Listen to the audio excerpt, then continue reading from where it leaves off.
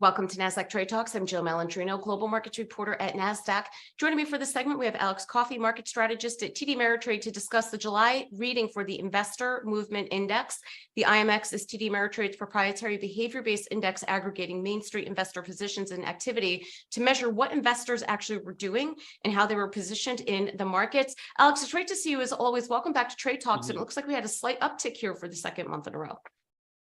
Yeah, another month of increased exposure from TD Ameritrade clients when it comes to the overall markets, but moderating pace, I would note. As you can see, it's up 1.28% to 5.53 from the prior month's reading of 5.46. This does mark 4 straight months of consecutive increases in exposure, and it's really never been lower ever since bottoming out in November and December at those levels that were basically coinciding with March, April of 2020. There was a sideways move this year, but for the most part, it's been increased sentiment alongside the market increasing in price, but moderating pace of which that increase is happening. Of course, it was like a 6.7% increase in June.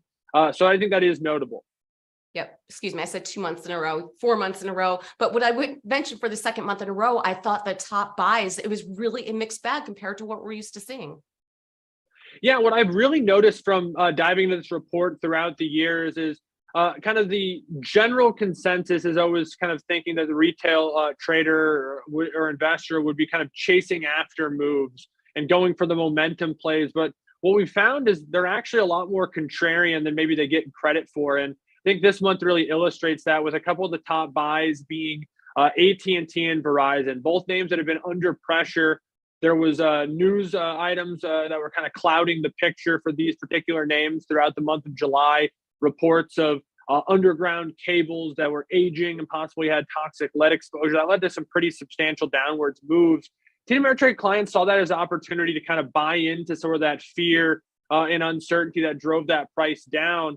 And on the other side, on the sell side, Joe, what really stuck out to me is names like Carnival Cruise had done really, really well as one of the top performers. Is sort of a really a comeback story this year in 2023. That's been a top sold name for the month. And so looking for opportunities both on the profit taking front as well as getting into some potentially some value plays and oversold names.